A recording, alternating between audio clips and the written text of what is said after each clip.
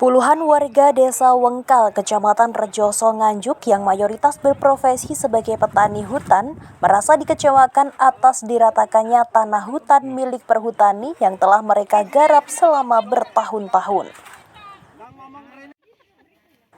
Tanpa adanya sosialisasi sebelumnya, tanah yang selama ini mereka garap tersebut hendak ditanami tebu yang merupakan program pemerintah pusat yang bertujuan untuk mendukung ketahanan pangan.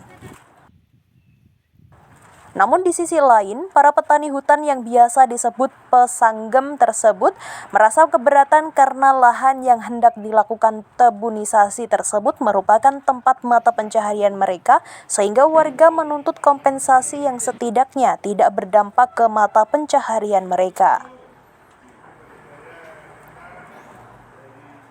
Dalam mediasi yang dilakukan di balai desa setempat dan dihadiri oleh perwakilan dari perhutani, kepala desa, pihak CV, komunitas Salam Lima Jari beserta warga yang mengeluh tentang adanya tebunisasi tersebut berdampak langsung ke mereka, warga juga khawatir dengan resiko bencana longsor dan banjir akibat dari gundulnya sejumlah lahan dan akar-akar pohon yang dibuang ke aliran sungai.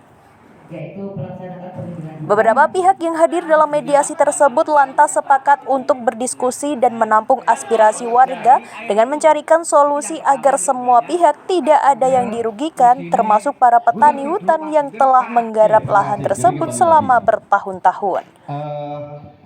Keterlambatan ya terkait dengan sosial. Apapun juga, ini tadi kita sudah menyatakan di Kades, masyarakat memprotes. Tadi malam saya bertemu dengan Pak Kades juga, dan ternyata Pak Kades juga mengatakan belum ada sosialisasi.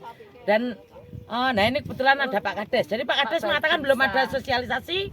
Terus ini saya pertanyakan, ini sesuatu yang melanggar hak, karena apapun mereka punya hak yang dilindungi oleh negara. Bumi, air, dan kekayaan alam yang ada di dalamnya itu dipergunakan sepenuhnya untuk rakyat. Nah ini rakyat yang mana ini? Ini rakyat Indonesia ini yang mereka harus mendapatkan perlindungan atas hak-haknya sebagai orang yang mencari nafkah hidup dengan cara tumpang sari di hutan ini. Tetapi hak ini telah dilanggar oleh siapa? Saya yakin sini ada pihak ketiga dan nanti kita akan mempertanyakan hal ini kepada perhutani. Kita akan ke perhutani bersama warga supaya mereka menyatakan dan mengetahui dengan mata sendiri, dengan telinga sendiri, apa jawaban dari kepala perhutani. Nanti kita akan pertanyakan, sehingga hari ini masyarakat meminta ini untuk dihentikan. Ini memang haknya. Nanti setelah ada penjelasan lebih lanjut, siapa sebenarnya yang ada di sini. Karena apa? Ini merupakan untuk nafkah mereka, untuk menghidupi mereka, ekonomi mereka ada di sini. Sehingga pada waktu diputus, di mana posisi negara untuk melindungi warganya, mencari nafkah.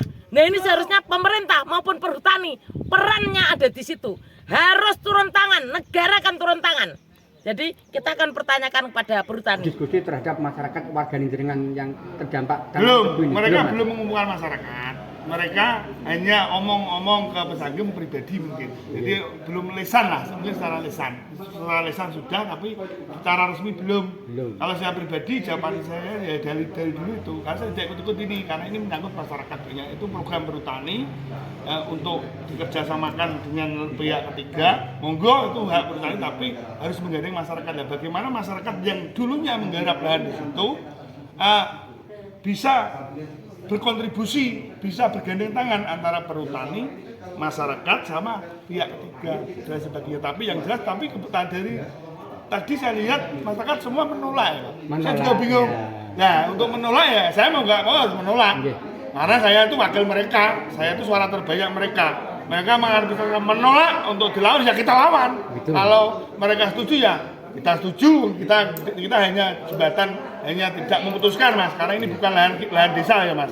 Ini adalah lahan milik perhutani, milik negara yang dikuasakan ke perhutani pengelolaannya gitu maksudnya. Nah, tapi yang jelas masyarakat saya kayaknya menolak. Kalau menolak kita juga menolak. Gitu ya.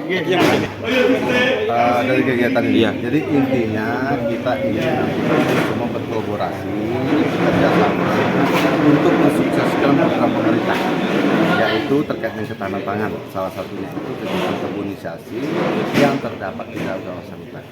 Jadi kita di sini berdiskusikan, mencari solusi yang saling menguntungkan, yang saling berbagi, yang tidak saling mencela satu sama lain. Apakah ada nanti ada lahan pengganti Pak? Karena rata-rata di sini 90% itu petani hutan semuanya. Insya Allah ada. Jadi kebetulan di keluasan yang ada di wilayah RPH Sengguar Wangkali ya, RPH Wangkali ini lebih kurang sekitar 1.000 hektar. Dari 1.000 hektar ini kalau nggak salah yang ikut ditebut itu hanya 29. Nah, ya kan hanya 29 hektar. Jadi artinya masih ada lahan-lahan yang sekiranya itu masyarakat akan mau untuk ikut garap di situ. Untuk lahan untuk yang sudah ditanami Pak atau mungkin diicir ada pengganti, uang pengganti? Nah, insya Allah nanti kita diskusikan. Kebetulan nanti kan kita akan melibatkan mitra. Ini kita nanti akan bersama mitra. Tapi saya yakin insya Allah pasti akan dapat uang pengganti berapa biaya yang sudah mereka keluarkan terkait dengan lahan. Pak, tadi lahan sudah dikerjakan, tapi kok sosialisasi baru akan dilakukan Pak? Belum mensosialisasi aja, karena tadi saya sampaikan kita hanya miss dari awal aja, karena saling menunggu, tapi ternyata udah keduluan dari teman-teman di masyarakat. Jadi ya nggak apa-apa, saya tahu alhamdulillah ini luar biasa. Rencananya berapa hektar Pak? Insya Allah kalau tidak ada perubahan, kita di sini dari keluasan 1.000 itu hanya 29 hektar.